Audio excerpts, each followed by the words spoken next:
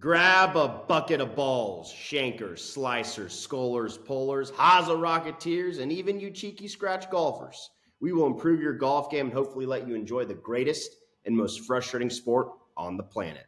This is Across the Line. To all our straight shooters today, on episode 3 of Across the Line, Tiger gets sick, Spieth gets DQ'd because of counting, and we recap Mason and Will Thompson's conversation with PGA Tour professional Pierceson Coody. Now, guys, this what happened this past week might be, and it might become the biggest wild bull BS of the entire year. This is absolutely absurd. For my first BS, it was Joaquin Niemann dropping in the rankings after winning the LIV tournament. This is no comparison. I can't honestly see something else happening this year that's more dumbfounding and absurd that we have this rule where Jordan Spieth miscounts on his scorecard. We're still doing paper and a pencil, which is fine. I'm a paper and pencil kind of guy, but we're in the 21st century, folks, and everyone who's watching the tournament can actually see all millions of people that are watching this tournament know what Jordan Spieth's score is. They know what his score is, but he happens to write a 3 instead of a 4, and he's just completely disqualified. It's horrible for the fans. It's ticking off all of the PGA Tour professionals who could just go over to the LIV. Like we've said, it's a reoccurring thing on the show. The LIV is way more fun, and they don't have these just idiotic rules that the USGA and PGA needs to change.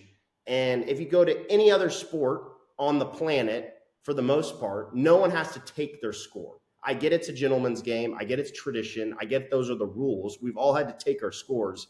But let's keep the fan perspective. That's the most important person. Golfers are entertainers at the root of it. It is ridiculous. Guys, what do y'all think? Wild Bull, you have a lot of takes on this one. I'm going to have to disagree with you. I know it's a point of contention here on the PGA Tour, and it's a bummer it happened to Jordan Spieth. It doesn't happen a lot on the PGA Tour. Obviously, the most famous one was with Roberto Di Vincenzo when he signed an improper scorecard, signing for a 66 instead of a 65 to lose the Masters, which is obviously a pretty big one. But a lot of PGA Tour pros have the same opinion like yourself, Wild Bull. Eddie Pepperell saying, guys, this is ridiculous. The penalty should be less severe than this. Jordan shouldn't get disqualified for signing the wrong scorecard. Other tour pros calling it stupid. But my opinion is that, he's done this a million times before. All the tour pros have done this, however many times. And I just am more of the mind that the tour pros should be able to, in air quotes, do math and just sign the proper scorecard. Will, what do you think? I mean, I can see both sides of it 100%. If you want to tell me that disqualification is too severe, cool. Like if you want a shot penalty, 2-shot penalty, I can maybe get behind that. But it's like he's been signing scorecards since he was probably 11 years old. Like you go through and you check it. He was probably upset after coming off after the double and kind of rushed his process. My whole thing is like, yes, everybody knows what score, there's shot length for everything, especially for a guy like Jordan. Like there's cameras on him on every single shot, but you know that he still wants to double check his scorecard. He still wants to have his eyes on it and say, yes, that's me. I sign it. Like that is the official scorecard that I'm posting. If you take that away, then like what? Then the guys aren't going to look at their scorecard. They're just going to trust all the technology and everything. Because then what if the technology messes it up? Then where does that go from there? So I can definitely see both sides of it. I don't think he should be DQ'd. Like, obviously, people want to see Jordan Spieth play some golf, but right now that's the rule. And again, like, just look at he knows what he shot. Like, you gotta get it right, I think. But I do agree that a DQ is pretty wild. Yeah, and they've been doing this for so long. This has been something this is not something that's new to the PGA Tour. It's not like there's any confusion in this instance. And obviously it was an honest mistake. Jordan, had a poor back nine to not shoot himself out of the tournament, but move back significantly in the tournament. And, it was definitely just one of those walk into the, scoring 10, upset about the way the round finished and just made an honest mistake. And, it obviously cost him a disqualification given how the rules are right now. And, you had other tour pros. I think it was Dylan Wu who, basically alluded to this being, the analogy was like forgetting to write your name on your own test, in school. It's, something that you just do, and, if you make a 3 in a hole, the integrity of the game is, you got to sign for a 3. You don't sign for a 2. And so it's unfortunate that it happened to Jordan in this case, but like it's, he's done this tens of thousands of times, it seems like, and he's so used to it. And I think that, sure, the rule might be a little bit, maybe there should be a penalty instead of a disqualification, but that's my take. Yeah. And I mean, from my perspective, I'm a solid golfer, but I played, some tournaments when I was younger. Y'all are, trying to be professional PGA Tour golfers yourselves. Y'all, y'all played millions of tournaments, played in some of the biggest tournaments out there. And so I get it from y'all's perspective, but I mean, if you're talking about from a fan perspective, like getting Jordan Spieth disqualified, it just hurts. In my opinion, it hurts everyone. I understand where you're coming from. And it's like, why does a PGA Tour professional, get more, service than just a regular person that's playing a amateur tournament, out wherever? And the rules should be the same for him as it is for anyone. I get that, but it's a little bit different when millions and millions of dollars are being poured into these tournaments and the fans want to see a good show. And you have this live golf organization that's trying to compete with the PGA Tour. And I just think it just doesn't make sense from a business perspective. And it's kind of like, come on, literally every sport other than golf, which I love golf and I like taking my score, even though I freaking forget my score half the time. And I have to ask my golfers, hey, like, what the hell did I have on the last hole? I freaking forgot. So like, yeah, I get the analogy of like, oh, if you didn't write your name on your scorecard or you didn't write your name on your test in school. But I actually think that's more extreme because it's like you have to take 18 holes into account and it's a number, and he wrote a 3 instead of a 4. It's almost like you're doing a math test, algebra 1, algebra 2, whatever, and you misadd some numbers, and that's what happened. But I mean, I get where y'all are coming from, but I think it's the biggest BS because it's just showing the difference between live and PGA. And live is just every week something happens and they're licking their chops like, oh, well, this is just going to be something fun to dig into. So two questions. If David Lipsky is the dude who signs the wrong scorecard and gets DQ'd, do you care at all? No chance you care. No. That's not true. I would still care because obviously it makes more sense because it's Spieth, the big name. Maybe I won't even know about it because there's going to be no media around it. Probably true. Exactly. Yeah. But if the story broke out, I'd be like, dude, David Lipsky, like he does. I mean, that's kind of BS too. So yeah. I get what you're saying. I mean, and are we sure that Liv doesn't have that? Like, do they not sign scorecards over there? Is that not a rule? Like, what is their governing body of the golf rules for them? I don't know. Do they go under USGA or do they go under? I was thinking of that too, but I feel like they just don't have any rules over there. I'm looking at an article. I'm looking at an article right now, and it says in the Sports Illustrated article, players can sign and test their cards when they finish not at a central scoring area. There's seemingly nothing worse in golf, especially at the professional level, than a scorecard issue that leads to getting a higher score disqualification, precisely like what we're talking about right now. So I think Live might use somewhat of a hybrid model. I guess you can sign and test your card when you finish, but it doesn't have to be within the actual like 20 by 20 foot square within the scoring tent. Yeah. Yeah. So they're trying to get a little bit, away from the PGA Tour super like strict rules, but it's not completely that way where they just have totally abandoned the, you know, the signing of scorecards. Yeah, my only worry with that is like, what if the technology like does get one wrong? Then like, do you just change it when the player like calls in? Is like, oh hey, I actually shot 71. It's like, well, like you need another player to like attest for you. To, like I think, like in order to change it, you have to still be specific about the rule and like how it's going to happen. And I think the main thing is like the DQ is too strong, but like if you mess up signing your scorecard, I think it's at least a penalty. There has to be some type of consequences. Yeah, but I get what you're saying from the technology standpoint, but like there's all this media coverage, there's a bunch of people following the tournament, For like speed.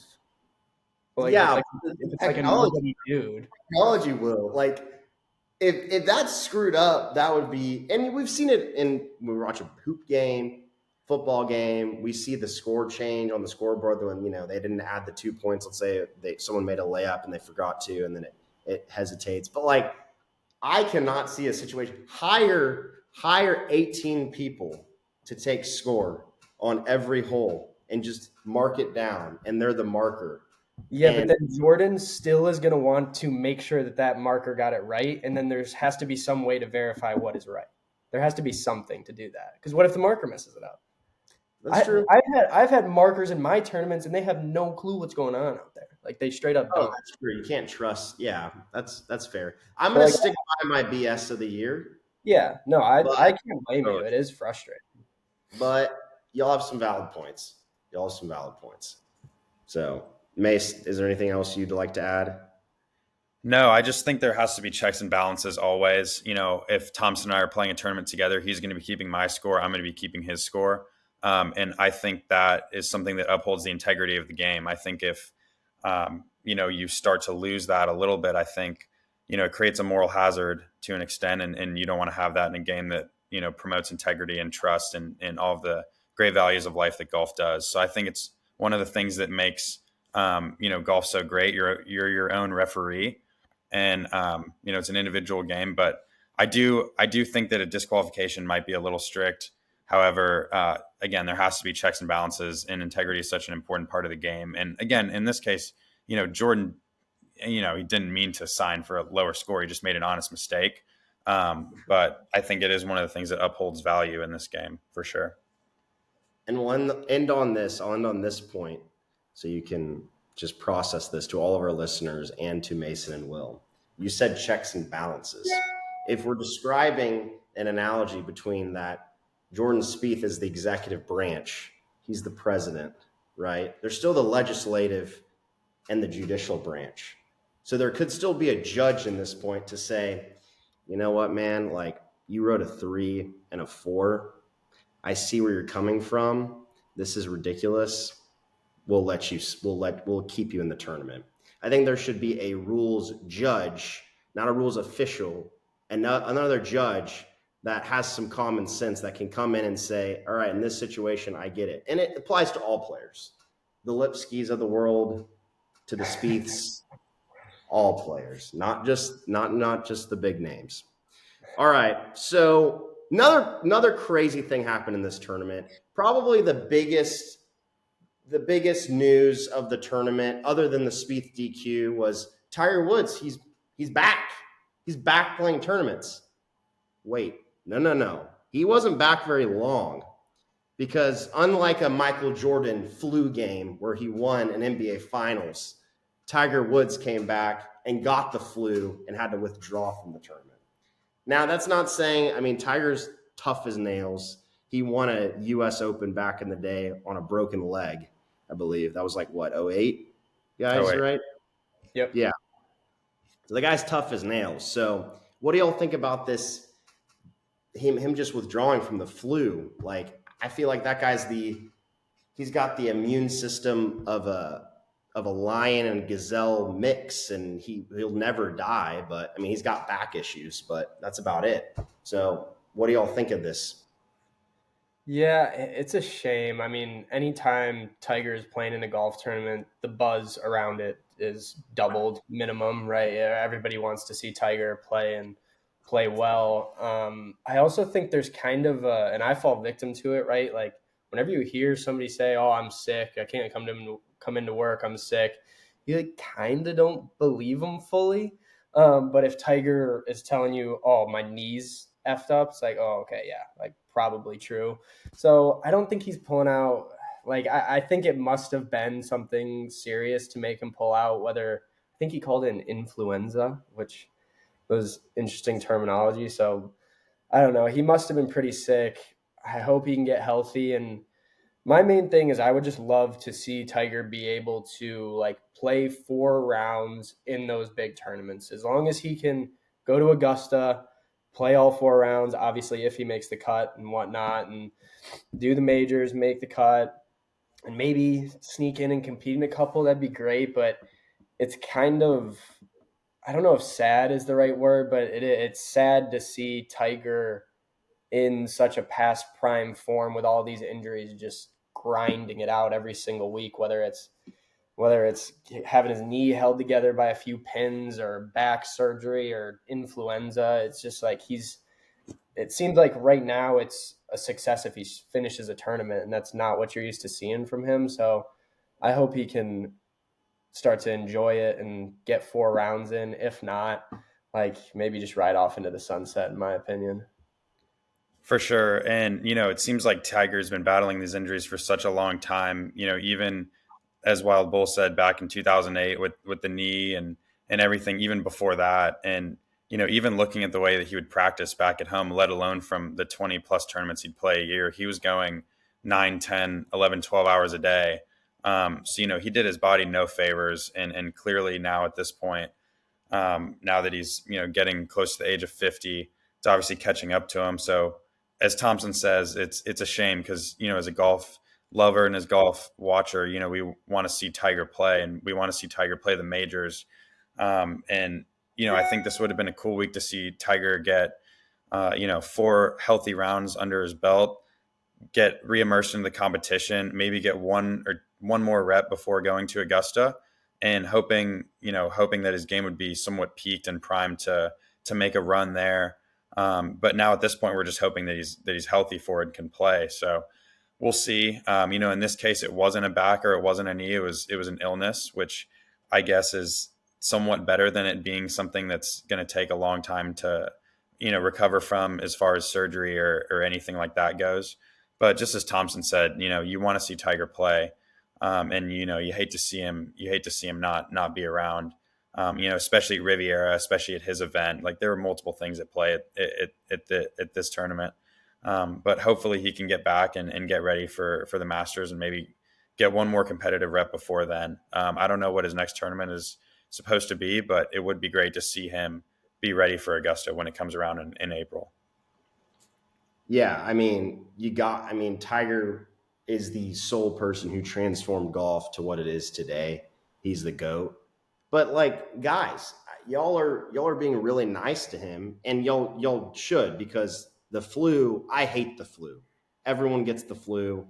Anytime I get the flu, it hits me like a bag of bricks, and it's horrible. But he should be okay. It's not influenza is just the flu. So it's like he should be back on his feet in a week or two. The flu does kill people every year. It can be really, really bad. No, it does. It can kill people. No, There's reported cases where it kills people every year. So if it's like really, really bad flu, like he has to go to the hospital, that's different. But I think it's just flu. And for me, that's what is like, for one of the literally best competitors, one of the craziest competitors of all time, for him to withdraw because of the flu, regardless of how ill he was feeling, like it honestly blows my mind.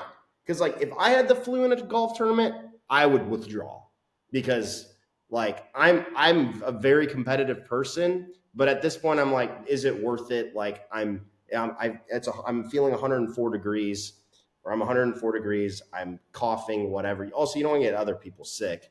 But like, that kind of blows my mind because like, I mean, like I said, not trying to, but Michael Jordan, he had the flu. He played through a whole basketball game and they won an NBA finals, you know? So I'm Yeah, not, you know. Also, we got to talk about, I want to hear what y'all's thoughts on my rebuttal, but we got to talk about Charlie as well, Charlie Woods. And yeah. also, I want to add something else is that not trying to pile on Tiger right now, but Will Mason, I don't really like his logo that much for his new Mhm. brand of clothing. I don't either. I'll start with the rebuttal first. I think you brought up a good point. Like for yourself, when you're thinking if you're in a tournament and you have the flu, is it worth it? At this point in Tiger's career, it's not worth it. Like he's not really going to win any tournaments. He's not really winning any majors. Jordan's flu game was in his prime when he was still trying to win championships. I think Tiger's won his championships, and that's kind of my point to like he's got to be able to stay healthy, and I just want to see him play some tournaments and be able to like play Augusta again and get those memories. But if he doesn't feel good enough, don't kill yourself to try to perform for us. Like you've done so much for us already. Like I think that is the point. Is he's probably, I bet you he was really really sick. I bet you 10 years ago, 100 times out of 100, he does play through this.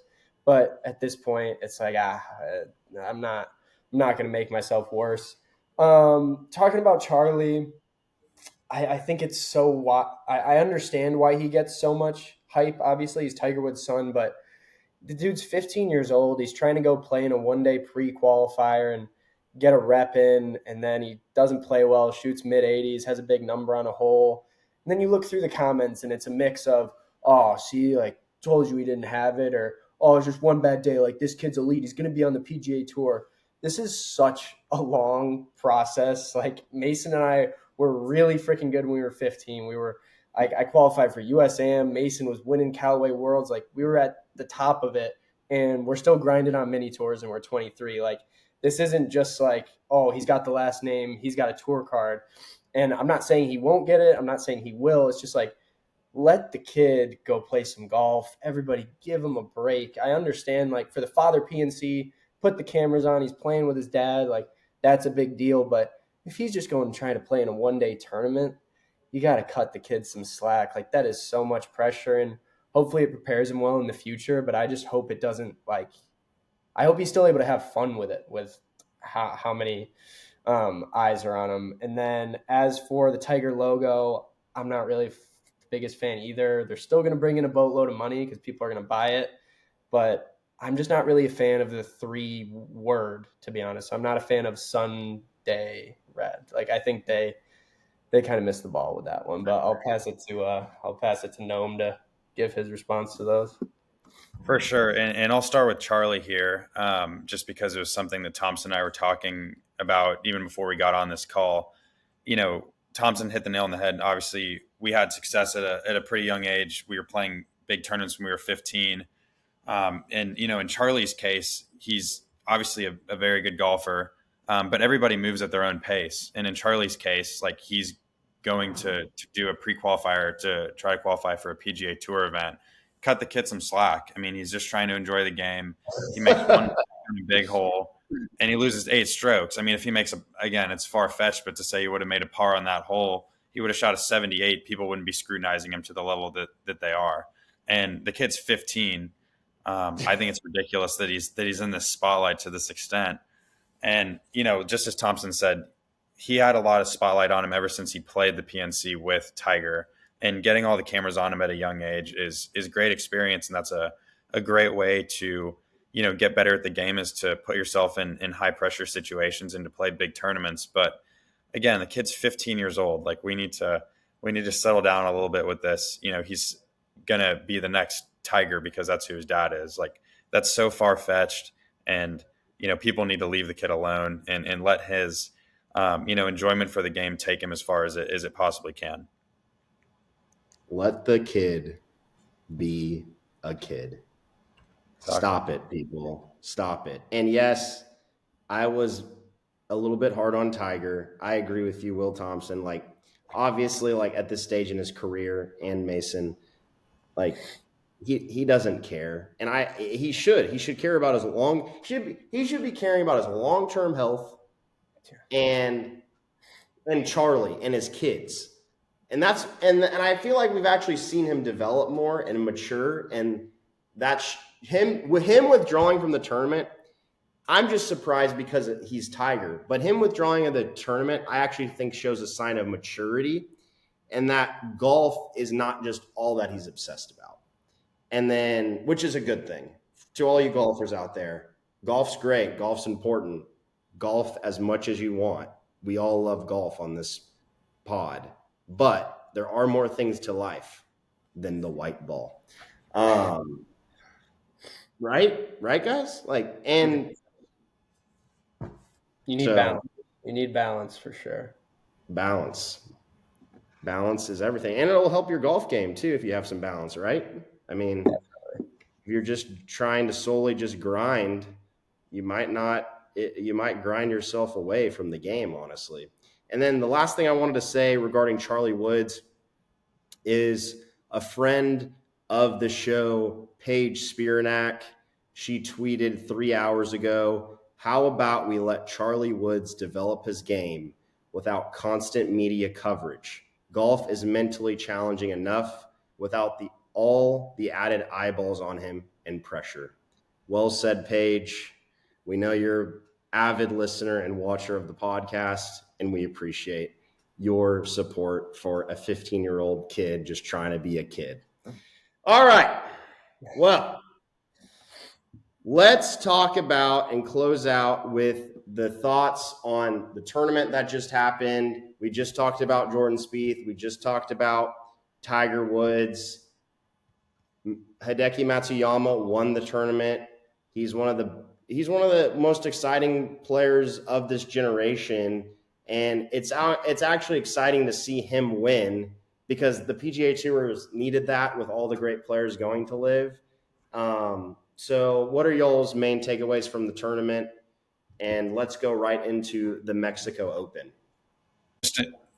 Just incredible to watch Hideki shoot that crazy low 62 -9 final round and come back to win. I know Thompson has some thoughts that he's going to probably get into regarding Patrick Cantlay, but just looking at some of Hideki's stats from the tournament, specifically round 4, gaining 8.5 strokes. Thompson and I were talking about this before we got on the podcast. I don't know if I've ever seen numbers like that in my life, even from a third person perspective. He gained 3.4 strokes around the greens. He gained 2.5 strokes approach to green and 2.5 putting.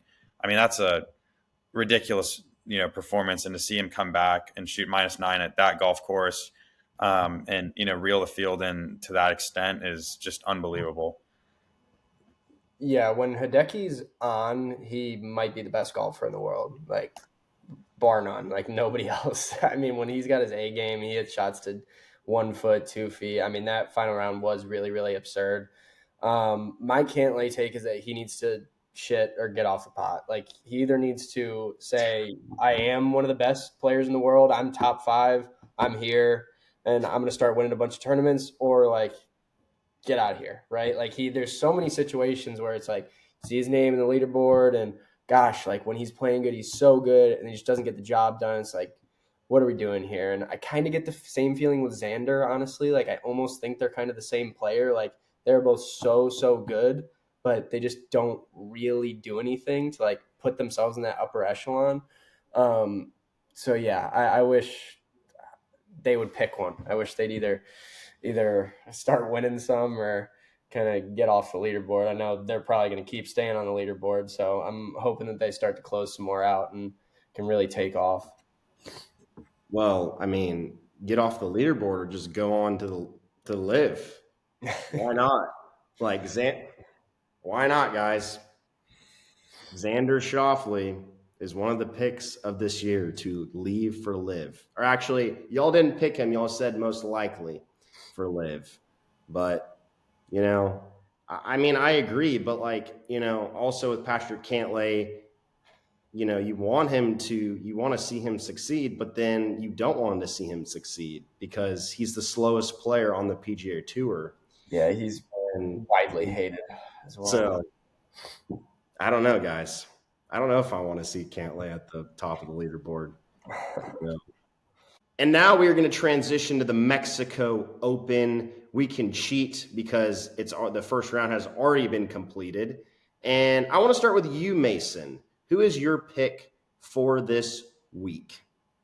I'm going to go with Michael Kim.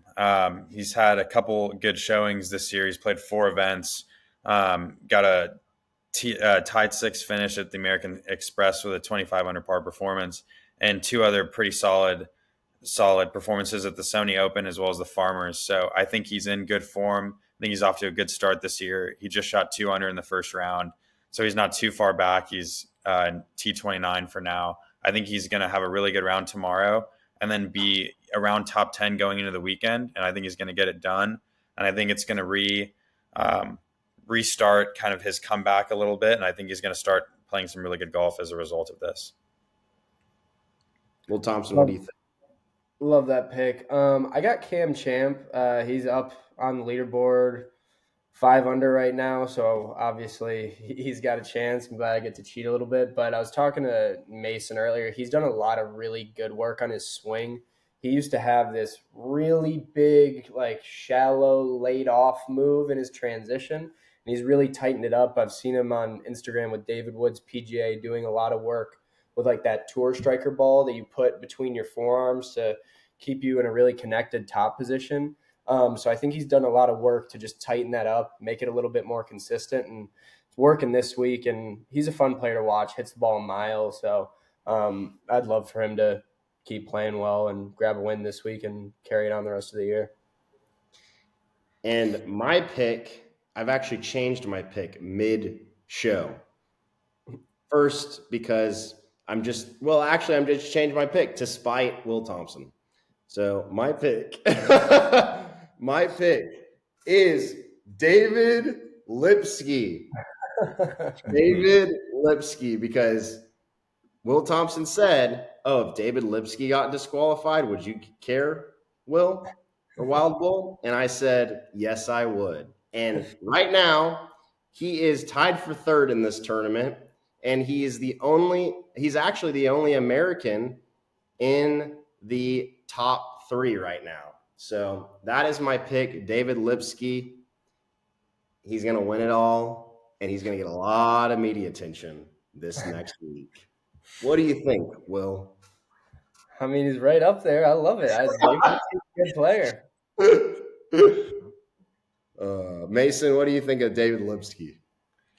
I think it's a really good pick too. I mean, obviously him being only 2 back after the first round helps a lot. I don't know if you would have picked him if he was T125 right now, but I think we'll see how it plays out. I think he's got a great chance. And as Thompson said, he's a great player. Hopefully he signs a proper scorecard so he can keep himself in it. But aside from that, if he does that, I think he'll have a shot come Sunday for sure. Hey, all the rules are the same for us. Y'all could have picked the top of the leaderboard. Y'all picked y'all's 2 picks. I picked David Lipsky. True. So we shall see. All right, we are gonna close out before our final segment when we talk about the straight shooters. We're gonna talk about y'all's great conversation with y'all's former teammate and great friend and PGA Tour stud, Pierceson Coody. He's worked on a lot of things in his game. He's had a lot of growth from his junior golf days to now his PGA Tour days. I'd love to hear about the takeaways that the straight shooters can have from this incredible golfer and what he's working on mentally with golf management, with course management, and just fundamentally in his game that the straight shooters at home can take home. Absolutely. It was a great conversation Thompson and I had. Obviously it's been really cool that we've been able to see Pierceson's game develop and get nothing but better over the years. Clearly, we spent a ton of time with him in college being his teammates. Now that he's on the PGA Tour, it's been really cool to see the timeline of his golfing career. You could see it from afar, the fact that he got a lot better around the greens and with his wedges. I think that was the main area in which he needed to improve. And he talked a lot about that. I know Thompson's going to get a little bit into the distance wedge strategy that he adopted, not being nearly as aggressive on certain wedge shots. But it was super cool. I think there was a lot of mental takeaways.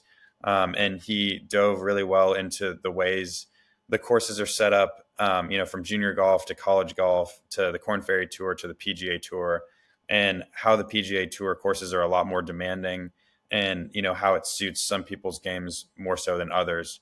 So I thought it was really interesting, and clearly he went into the his whole swing and what he's working on technically, and that's something that's personal to him. But more the mental side are the things that the straight shooters can take away for sure. And I think the coolest thing was the fact that he talked a lot about being with Parker a lot. And I think that's one of the things that the straight shooters can take away, is that finding a golfing buddy and, somebody that might even be a little bit better than you at times, and being around them a lot. If you only have 2 days a week to play, say it's Saturday and Sunday, playing with people and practicing with people is the best way to get better. And I think Pierceson had that built in, obviously, with his twin brother, Parker. And they do games, they'd be competitive. And I think that's truly the best way to get better at this game is obviously you can work on technique all you want, but you have to learn how to, be able to transfer those skills and be competitive with it for sure. 100%. That's one really important takeaway for sure. Got to compete. My favorite from him, just as it relates directly to our listeners, is his main point on why his wedge game improved so much is he just stopped trying to fire at every single flag. He had the mindset that from 100 yards, like 15 to 20 feet is the average on the PGA Tour, and I don't have to hit this thing to 3 feet, because on the off chance that I miss it short-sided, I'm going to make a bogey and I cost myself an entire shot, versus if I just hit it to 20 feet, I'll make 15% of those maybe and make a couple birdies, and I'm going to two putt pretty much every single time. So if a PGA Tour player is not firing at pins, even with wedges, y'all, if you're a 5 handicap, 10 handicap, even if you're a scratch, you shouldn't be either. Find the fat part of the green, the middle of the green. If there's a pin back left, put yourself just a little bit short right of it and give yourself a putt to it. Obviously, there's green lights, right? Like if you have a pin with no trouble right in the center of the green, go ahead and get aggressive with it, but just make sure you're planning it out properly and being smart, because Pierceson said it himself that literally took him to the next level just by not losing shots with wedges. So that was one main one. And then the other one is he just has a really positive attitude. He knows that he's going to do the work and go through the process to reach his goals. So obviously he has big goals of winning PGA Tour events and becoming the best in the world, but that goes the same for trying to get from a 10 handicap to a 5 or a 5 to a scratch. Is go through your process, get with a coach, somebody that you can trust to help you work on your game, and go through the proper steps to improve, and just continue to believe in it. And belief is a really, really powerful thing no matter what level you're at. If you start to believe you're going to play good golf, I guarantee you're going to be more likely to play some good golf. So For sure. And just quickly to add on to that, I know Thompson talked about it as far as Pierson's wedges. Everybody thinks that PGA Tour pros are just incredible at everything. And that is true. You have to be very good at pretty much all facets of the game to make it to that level. But on a relative basis, Pierceson realized that, his wedge game was somewhat of a deficiency compared to the other parts of his game. So he adopts a strategy to, accordingly. He hits driver on certain holes where guys might be laying back so he can get it further down the fairway and have a shorter club into the green, because it's one of his strengths. Driving is one of his strengths. He hits it very long and very straight. And the second point I was going to make is when I was practicing with him about 2 months ago in Dallas, I think I asked him something along the lines of, if you weren't on the PGA Tour at this point, how would your practice be different? Like, what would you be doing differently if you were in somebody else's shoes? And he said, ultimately, nothing. It doesn't matter if I had zero status, if I'm on the Korn Ferry Tour, if I'm on the PGA Tour, I still would be doing the exact same things in my practice. And I think that speaks to what Thompson earlier said about, he's very didactic in his practice routine. He knows what he needs to work on. He keeps a positive attitude. And if you have those three things, ultimately, you can get significantly better at this game. And, it's been just really cool to see Piercerson's steady improvement over time. And now that he's on the PGA Tour, he has all the opportunity that he could ask for. So it's going to be fun to watch him take advantage of the opportunity. And he was nice enough to come on and talk to us for a little while. So it was a great interview, and I'm happy that we did it. Yeah, and I've met Pierceson Parker maybe once at UT, but like just very humble guys and just really just nice gentlemen that don't have an agenda and just want to play great golf, and they're just seem like really easy guys to be around and just professionals at the highest level, even at age 23, 24. So yeah, I really enjoyed y'all's conversation with Pierceson, and I enjoy seeing his continued success at the highest level of the game. And we are now going to get into our third straight shooter officially on our podcast, Mr. Jack Pittman out of Houston, Texas. I've known Jack since high school, and Jack DM'd me about his game and his swing, and he's a great golfer, guys. He's, according to the Gin app, he's pretty much a scratch golfer. He's got a great swing, but he told me, he said, Wild Bull, I've been struggling with hitting it on the heel and leaving my shots. I just keep losing my shots out to the right.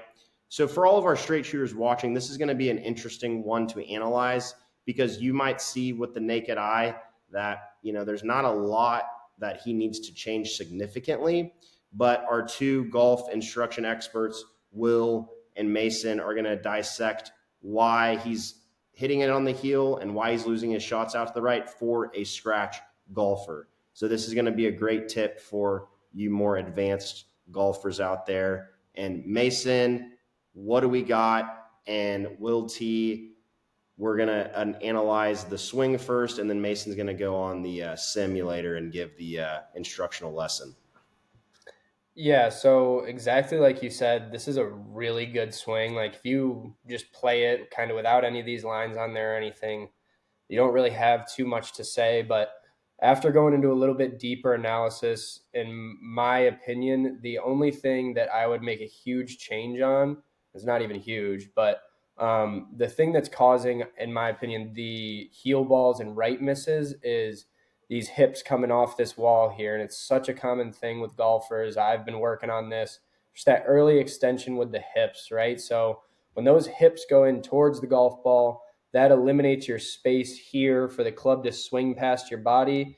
Obviously, if hips are going that way, club's going towards the ball, that gets your heel closer to the golf ball as well. So that's my main thing as to why he'd be hitting a couple off the heel and some of them going out to the right is probably just getting a little bit stuck while those hips come in towards the golf ball. So I'd have him, we've talked about this before, but like even if you're just in your house, get up against a wall in golf posture, put your butt on a wall and make some turns where you feel like on the way through your butt is really, that left hip too, is really pushing back and through the wall. And that'll help you in your actual golf swing, keep it up against this line instead of losing that space there. But like the way the club works and like you rotate through it really, really nice. I mean, this is such a good action. So we're having to get picky here 100%.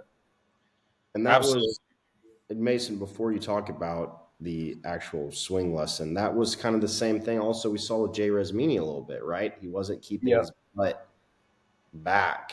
And that's just something that's interesting for me to know as a straight shooter myself about, for me, keeping my butt back on that wall, because it's essential even for Jack Pittman, who does a really good job clearing his hips. Basically, that's the only minor thing within the swing. Right, Mason? Exactly. And I think you hit the nail on the head there. And just as Thompson said, if you didn't draw those lines and you just looked at it from, a pure, naked photo or video perspective, you would think, oh, there's nothing wrong with this golf swing. And obviously Jack's a great player. He's a scratch golfer. So he obviously doesn't need to reinvent the wheel at this point. But drawing those lines gives you the benefit of diagnosing, okay, well, this is the reason why this is happening. And, in Jack's case, continually hitting the heel and the ball's missing right, well, there's got to be something in the swing that's causing that. And so by drawing those lines, you can see what's really going on. And just building off Thompson's analysis, the only other thing that I would add is that I want him to get a little bit more deeper with his hands at the top of the swing, so he can transition the club a little bit more shallow. And what I mean by that is he's getting the club slightly too much this way. And unfortunately, you can't see my feet right now, but typically a good marker is to get your hands over your heels. So Jack's top position looks like this now. We'd want to get it a little bit more here. And what that's going to do is that's going to cause this move right here to be a lot more shallow. It's going to look like the club shaft is pointing more at the ball as opposed to this way where it's pointing straight down. And that is causing Jack to have a little bit of this early extension move with his hips. And that's why you could see him fall off the line a little bit. So if Jack can get a little bit tighter at the top, almost feel like there's connection with his, armpit and chest area on the right side, then the club is going to be able to better naturally shallow, and he can stay in that posture a lot better throughout the shot. And as a result of that, he's going to hit the center of the face a lot more frequently, and he's going to see a lot more shots come off the center of the face, and he's not going to hit that right shot nearly as much. Yeah, when you get that top position a little bit more connected, a little bit deeper, like you talked about, it makes it a lot easier to use your body, because if you get those hands a little bit high, a little bit disconnected, you have to have some manipulation at some point in the swing to get the club back on plane, back into the slot, and that's all time where you could be kind of clearing and keeping those hips back like we've talked about. And then the only other thing I wanted to say to Wild Bull's point was, I guarantee you that 90% of amateur golfers probably have early extension with their hips coming off the wall. Like, through my lessons on Skillist and stuff, it's almost every single one of them is at least one point of emphasis is stay in posture and rotate. Like, if you can get using your body properly in golf, and I work on it every single day that I go to the range, like trying to get my body to work well, and you can control the club through rotation and not have to have manipulation through your hands, consistency just goes through the roof. It feels so much easier to hit good golf shots. So like when you hear coaches and see on social media, everybody preaching about rotation, like it's pretty legitimate in my opinion. For sure. And also going back a little bit to the Pierceson interview we analyzed his swing at the end of the interview, and you could really see how stable his club face was throughout the entirety of the swing. And Thompson and I would probably attribute that to him using his body so effectively. He uses his lower body extremely well. And it's not that his hands are doing a great job controlling the club face. Obviously they are to an extent, but ultimately it's really his body that's doing a lot of the work. So if we can get Jack to get his body working a little bit better, get to that better position at the top, and not early extend like Thompson was talking about, he's going to naturally hit the center of the face. He doesn't have to think about it. There's not going to be any manipulations. He's going to use his body and his big muscles properly. He's not going to be, neutering himself in that perspective. He's going to be able to use his big muscles, use his body, and not flip the club to the extent that he is. So he's going to hit a lot better golf shots once he gets that down. Yeah, Jack, don't neuter yourself and use that big body of yours. Right. But the two main takeaways, guys, hook 'em horns. Jack Pittman's a Longhorn, just like us. Hook 'em. So two main takeaways. So would you have him do the same drill that Jay Resmini did, but on the wall, make sure he's staying on the wall doing those turns? And then you're also talking about kind of backswing arm placement. What's the best drill for that? Is it a towel drill? I've done that drill before. I don't like that drill personally. That's an uncomfortable one. I think for him, as far as the top position, I don't think he needs the towel, because the towel is really like both arms keeping them connected. I would say just a glove under the right armpit, Mason, don't you think? Or just tuck in your shirt. Pretty simple one. And then for the something like if you just want to do stuff in your house, putting your butt against the wall, making some turns and pushing back and through, it's really good. And then there's another drill where we've talked about it a little bit before. I don't know if we posted the podcast, but where you put the club on your back, you make a turn, feel like the club is pointing about a foot outside the golf ball. Mason can do this. So yeah, if that club a little bit steeper probably points about a foot outside the golf ball where it is, and then the way down the right side points at the golf ball, then you really have to be able to rotate and stay in your posture and kind of keep your hips back. And that one's super helpful for just like using your body, and it's a pretty good stretch as well, to be honest. So Yeah, and just kind of building a little bit more off what Thompson said, I think the glove under the right arm is a great drill. So you just put a golf glove under his right arm and then make swings where the glove doesn't fall out, especially at the top of the swing. It's going to keep him a lot more connected here. He's not going to get this elbow coming disconnected from his body where he has to transition super steep. He can get it to a position here, and the club's going to naturally shallow a lot more. And then, like Thompson said on the course, he doesn't have the luxury of obviously using a glove under his arm, but he can just tuck his shirt under his arm and just accentuate the feel a little bit. And that's going to, naturally serve as a glove. But, at the same time, he doesn't actually have a glove under there, so he could still play good golf. Is that illegal? It is. yeah, training aid, but putting your shirt isn't. Yep. Yeah. So obviously my problems with my golf game are different than Jack's. We have completely different swings, completely different body types. But I've had the same issue with early extension. I still have an issue with just clearing my hips properly, which Jack does super well. But my most recent golf lesson and golf coach, it was this past summer. I was told to get my hands actually higher and deeper, or not deeper, but kind of get my hands higher because my golf coach told me I was getting a little too flat. And so I know this is not apples to oranges because we have completely different swings, but it's kind of confusing for me watching that. Like, obviously the glove drill is a great drill. I've done it before, but it almost like it's so like severe to me though. Like, I don't know. Like, what do y'all think of that?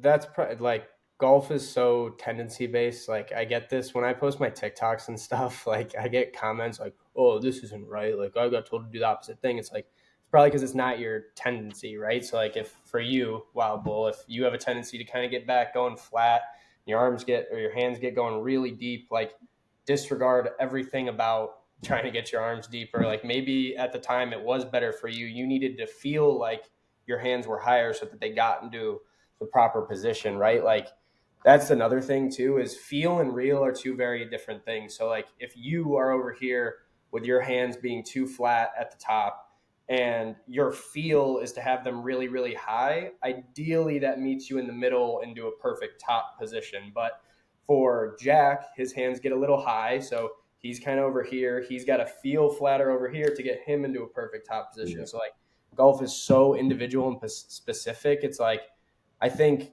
the quick tips and like the social media stuff is good if you know what relates to you, right? Like you can't just take everything and say, "Oh, that's the gospel." Like I know that's going to work for me. You gotta know your golf swing and your tendencies because it does get confusing. The information is pretty vast out there. For sure. And there's no such thing in golf as one size fits all. Everybody's, body moves differently. Everybody has different things they can and can't do. And so to say that you and Jack need to work on the exact same thing is not a great analogy because, y'all are so different. And just speaking a little bit more to what Thompson said earlier, everything's a little bit on a spectrum in golf. Sometimes you might be too much, this way working on whatever. You might be, in Jack's case, you're too high with your hands at the top. If he works a really long time and gets his hands, too flat and he's getting that turn, too much this way, then ultimately he's like overdone it. And now he's on this side of the spectrum. So he's got to find the happy medium between these two, opposites. And that's the hardest thing about golf is that, sometimes you got to work really hard to get to the middle, but then sometimes you overdo it. So then you got to do the opposite. So it's always finding the balance between what's not enough and what's too much. And that's one of the things that makes golf so hard. But in Jack's case, he's got a great golf swing and can play good golf the way his swing is. But if he wants to play great golf consistently, then he's going to have to, make a few small tweaks to get him from, a scratch handicap to hopefully, a plus handicap.